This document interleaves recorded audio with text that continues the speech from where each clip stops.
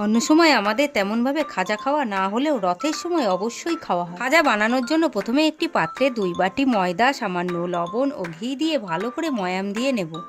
এরপর অল্প অল্প জল দিয়ে ভালো করে মেখে একটি সুন্দর ডো তৈরি করে 10 মিনিটের জন্য ঢেকে দেব। অন্যদিকে একটি বাটিতে 1 বাটি চিনি, সমপরিমাণ জল, 2টো এলাচ দিয়ে ফুটিয়ে একটি শিরা তৈরি করে নেব। এরপর 10 মিনিট পর ঢাকনা খুলে ময়দার ডো থেকে 5টা লেচি কেটে নেব।